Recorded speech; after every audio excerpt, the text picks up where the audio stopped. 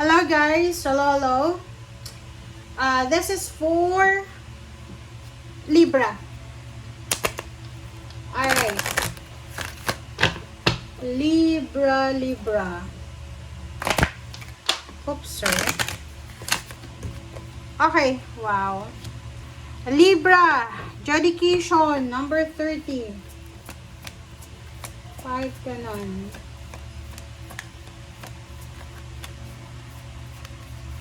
May plano ka bang magpakasal? May mga pag-uusap sa barangay, sa police, sa korte. May meeting, family meeting.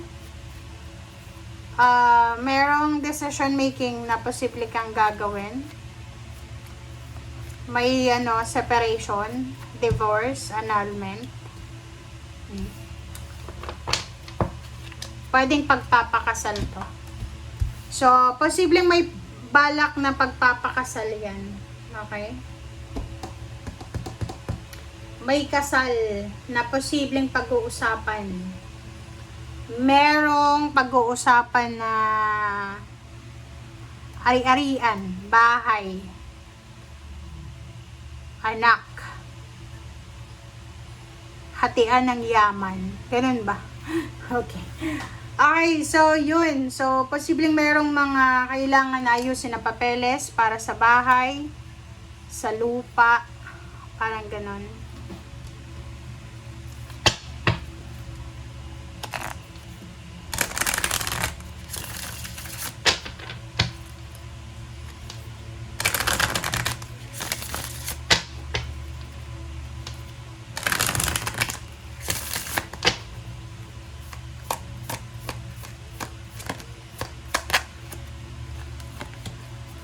Okay, Phoenix. Phoenix rising from the ashes. Starfish and horse. Okay, Phoenix, starfish, and horse. Okay. So, dito sa barahan to, empower, fire activation, bring creative and spiritual freedom. So, sinasabi ng bara sa'yo, Libra, na may mangyayari sa buhay mo sa linggong ito na parang mararamdaman mo na unti-unti kang bumabangon. Okay? Unti-unti kang bumabangon sa lugmok na kinalalagyan mo. And sinasabi ng baraha, makinig ka, Libra, sa sinasabi ng iyong intuition. Huwag mong kontrahin yung intuition mo. Okay? Kung anong nangyayari sa ngayon, just go with the flow lang. Okay? Etong horse na to, free spirit siya. So, give yourself the space and freedom to express your creativity. Nasa year of the horse tayo ngayon. So, bigyan mo yung sarili mo ng time para makapagtrabaho. Kung ano yung mga interest mo, mga goals mo sa ngayon, yun yung bigyan mo ng focus. Kung gusto mong may bago kang hobbies or habits, or may mga lifestyle ka na binabago sa sarili mo, yun yung basta lang, just go with the flow lang. Sundin mo lang kung ano yung kagustuhan mo. Alright?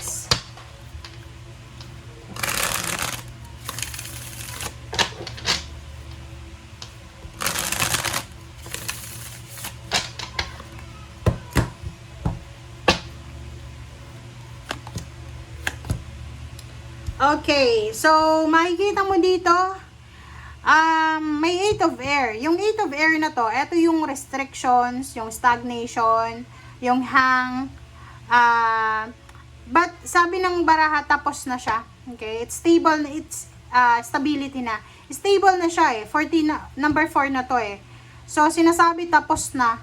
Tapos na yung mga stagnation, suffocation, yung hang, yung pause sa buhay mo, yung postponement. Kasi free ka na. You're free, malayang-malaya ka na, and at the same time, pwede ka nang makapagsimula. Yun yung nakikita natin dito. Parang halimbawa lang dyan, kung matagal ka ng kasal, tapos isip kayong mag-divorce or annulment or legal separation, tapos na yung usapin. Okay. So, yung iba naman sa inyo dito, congratulations. Kasi, Posibleng may bagong opportunity dito. There's an opening like job offer, business offer, financial help, or kano pa man yan. And sinasabi ng bara sa'yo dito na may darating sa'yo. There's a parang incoming abundance opportunity na pwedeng makatulong sa'yo para makahanap ka ng trabaho, madagdagan yung income, parang ganun. So, kung dati ay parang nakahang na 'di ba? Yung parang ang dami-dami mong mga iniisip, hindi matuloy-tuloy yung mga plano mo sa buhay. Hindi matuloy-tuloy yung mga plano mo sa buhay because maraming restrictions, maraming humaharang. But now, no, wala na. Okay, Knight of Fire. Oh, so nakikita ko sir dito na yung excitement, mag-asawa to, pwedeng dalawa to, mag-asawa, magkaibigan, or magka-partner sila sa trabaho. So, may mga plano kayo sa buhay na pinagpaplanuhan nyo sa ngayon. So, nakikita ko na lahat ng ito ay posibleng mangyayari yan. Okay, so there's a luck, there's a progress, there's a change. May magbabago sa buhay mo simula ngayong linggong ito. Okay? So, sa pingsalapi, sinasabi ng barahan na kung dati ay hindi ka nag-iipon, ngayon ay nakafocus ka na sa pag-iipon ng pera. Nakikita ko yung sobra-sobrang inspiration mo para sa mga pangarap mo. Yung parang sobra kang magiging mas hardworking, mas aggressive ka sa approach. Okay? And nakikita ko sir dito, mabilis kang kikilos ngayon, simula ngayon. Diba? Yung pause. Basta ang sabi ng bara sa'yo dito sa linggong ito, bago ka gumawa ng desisyon, pag-isipan mo mabuti, makinig ka sa intuition mo, para hindi ka maguluhan. Kasi yun yung nangyari sa'yo dati, diba? Na naguluhan ka. And ngayon, sabi ng bara sa'yo dito, may mga chances pa din. May mga times pa rin sa buhay mo na may mga changes na hindi mo alam. Hindi mo alam kung susundin mo ba or hindi. Pero, ganun talagang buhay. Once na hindi ka makapag-desisyon, wag mo na munang gawin. Ipagpaliban mo muna. Yun yung sinasabi ng baraha. Okay? Wag mo munang bigyan ng pansin. Parang ganun. Okay?